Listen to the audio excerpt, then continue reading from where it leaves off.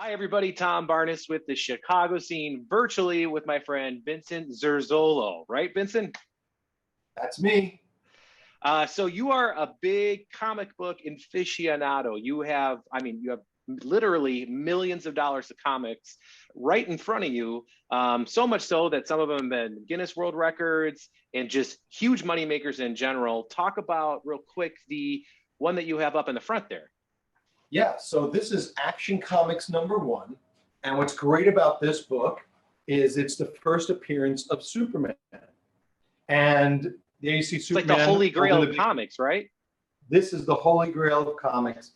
It is the first comic book ever to have a superhero in it. So Superman is the first superhero.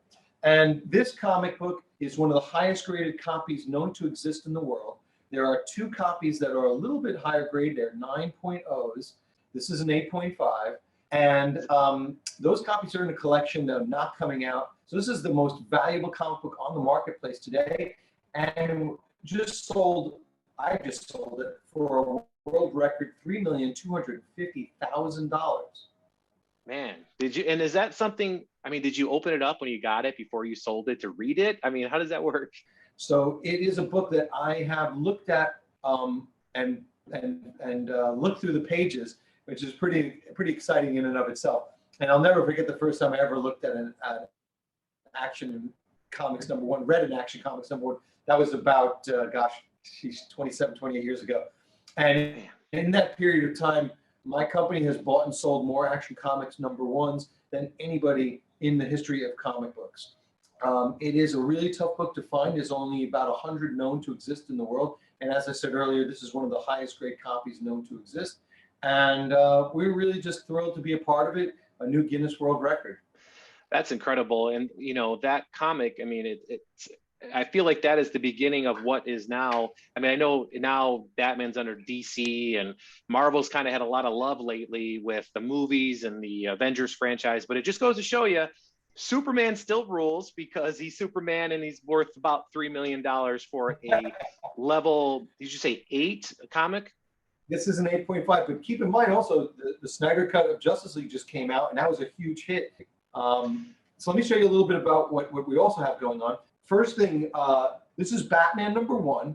This is a CGC graded 8.0. It is a very high grade copy, and it is the first appearance of the Joker and Catwoman, and obviously the first issue of Batman. That's a big deal This in comic that book is story. Yeah, absolutely, a very big deal. As arch villain, the Joker, arguably the greatest super villain in the history of comic books, and Catwoman, one of everybody's favorite super villainesses. But what I wanted to say about this is currently right now in our auction and does not close till tomorrow night, and it is currently at $749,000. Wow, that's incredible. Yeah, it's pretty cool. The next book has been exploding over the last few months. About a year ago, you could buy a Daredevil #1 for, in this condition, 9.6 for about probably $45,000, and now they're selling for $150,000. And this comic book is currently at 100 with a couple days to go and left in the auction. The next it's a huge return on investment there. Yeah, the next book is really special. This is All-Star Comics #3. Historically, one of the most important comic books because this is the first superhero team. This is one of the highest grade copies known to exist in the world and is currently over $300,000. Wow. Yeah. And these are just masterful comics with the condition they're in and the color and the quality. Yeah. And you see, and a lot of these characters are going to be used in upcoming movies and TV shows like Our Man. This is the original Green Lantern. Dr. Fate's going to be in, I think, the Flash movie. Hawkman's going to be in the Flash movie.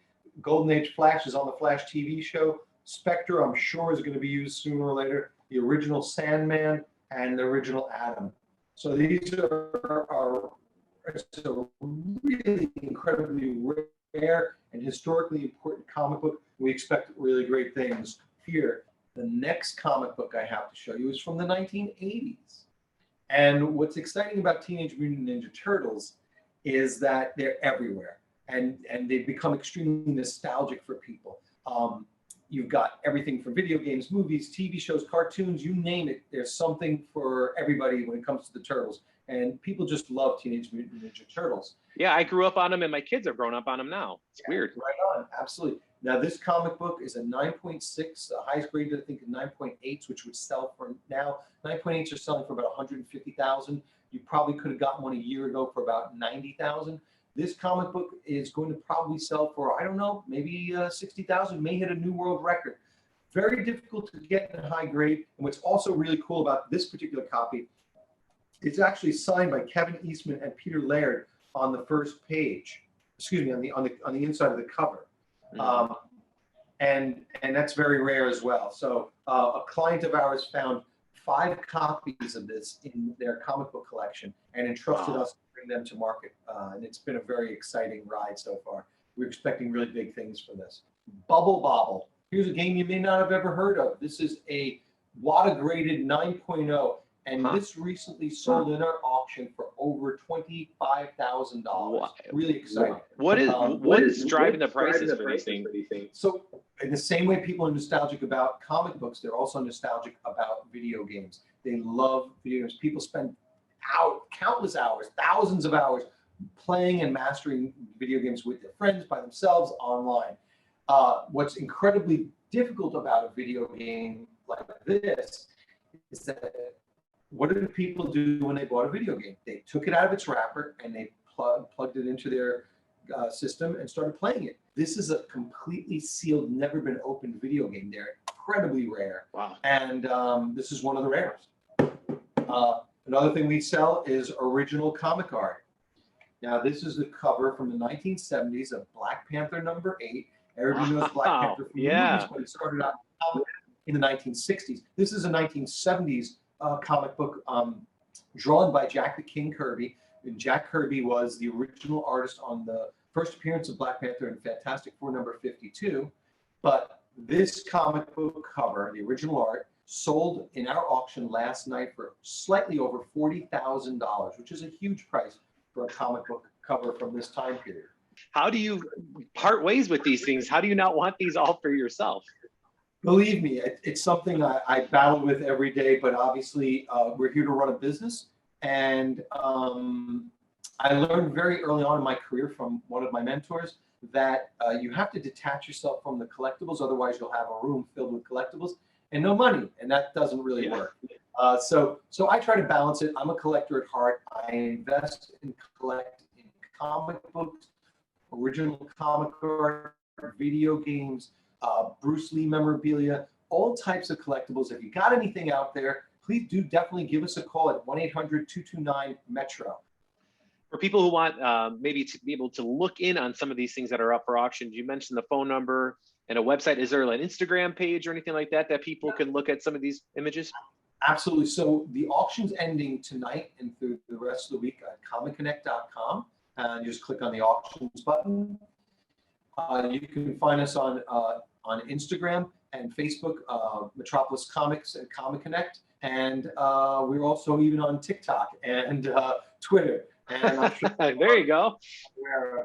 And I got to thank everybody at WGN for having me on every time I'm there for the conventions. Right now, obviously, we're not doing conventions, but as soon as those start coming up again, I'll see you guys at the studio as well. This has been a thrill for me. Thank you so much for having me on. Absolutely. Thank you, Vincent, for sharing time with me, and we'll see you soon.